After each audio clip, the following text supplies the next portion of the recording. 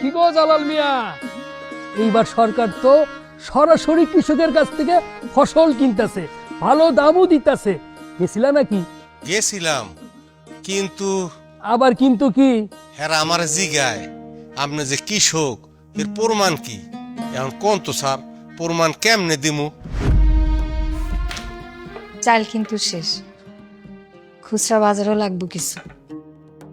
তাহলে সুমনের দোকান থেকে নিয়ে আসতে। কেমনে আনো? টাকা তো শেষ। এত তাড়াতাড়ি? শেষ হইব না, হঠাৎ করে জিনিসপত্রের দাম যেভাবে বাইরে গেল। স্যার, বছর শেষ হওয়ার আগে জরুরিভাবে ট্রান্সফার হতে হলো। ছেলেটা ফাইনাল পরীক্ষাও দিতে পারলো না। আপনার এখানে যদি ওর একটু পরীক্ষা দেওয়ার অনুমতি দিতেন তাহলে ভালো হতো। কিন্তু ওর আগের স্কুলের পারফরমেন্স না দেখে তো ওকে নেওয়া যাবে না। কিন্তু এত অল্প সময় রেকর্ড জোগাড় করা তো সম্ভব না স্যার। আমাদের তো একটা নিয়মের মধ্যে চলতে হয়, বোঝেনি তো।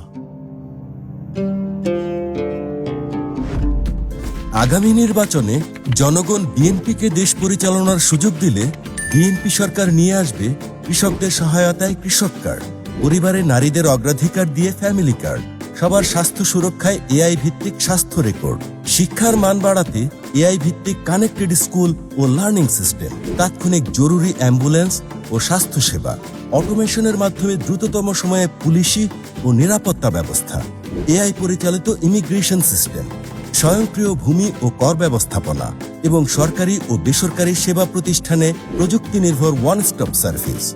ধানের শীষের অঙ্গীকার, দেশ হবে প্রযুক্তি নির্ভর সমন্বিত সেবার।